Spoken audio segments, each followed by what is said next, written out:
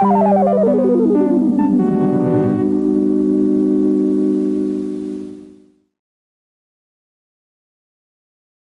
Journal, whilst putting the Phil in Philadelphia, I was able to break off to one of the lower sections of the Wissahickon to become one of those people that finds a cache that hasn't been found for 2 years. It's a difficulty 2, terrain 4.5, 2-stage mystery cache, and man, saying all that lingo out loud really makes me feel nerdy. Oh well. There's a cache called 10 Box. I don't know what that is. There's a sign up there and a mystery cache based off it, so I'm gonna go find that out. Absolutely no parking, but there is this wonderful place down here. My only fear is that a car is going to come careening off into my fun. Kill their fun, too. Kill them. I know, I must be real fun at parties, right? Turns out there used to be a standalone crack police force called the Fairmount Park Guard, and they had their own telephone line that stretched along the valley. There were 10 stations with phone boxes, and this was the guardhouse for the 10th one. A tidy little slice of history right there, not to be confused with slang for the Xbox that never really got any traction, I'm assuming because of Roman numerals. Nice try, Joey G, nice try. The puzzle is what I refer to as a mystery standard, where you get a few years and numbers off surrounding signs, and then you math them into coordinates, which in this case lead me mostly south, which takes me to the walkway under the Henry Avenue Bridge, where John Travolta once stood in Brian De Palma's 1981 classic, Blowout.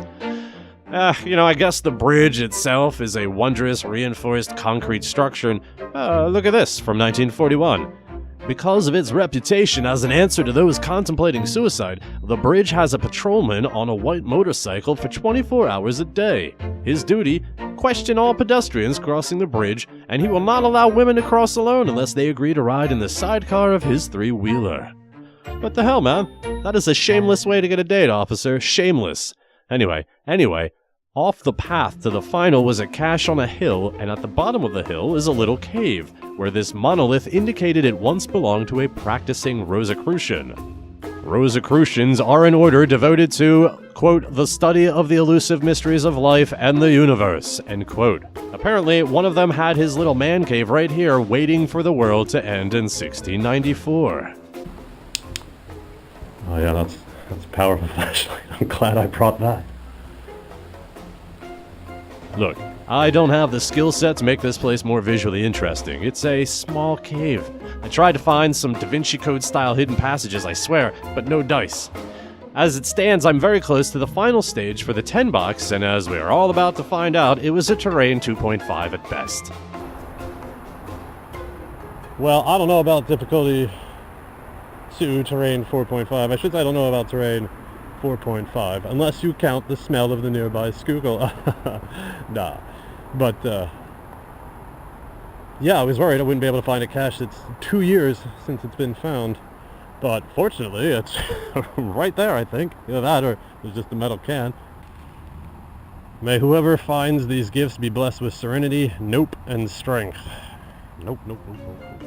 Not gonna lie, I was hoping for some rocks that didn't need some climbing gear, not some hill that serves as dozens of people's backyards. Oh well, time to slide gracefully down the hill onto the main Wissahickon Trail and try to soak in some nature. Whoa, my lord!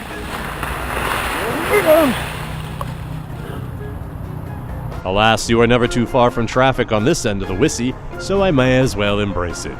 Turns out the white noise generated by poorly routed traffic on subpar roads has the same effect on me as a lovely bubbling stream deep in the woods. They both help me ignore the persistent disembodied voices I am constantly under assault from.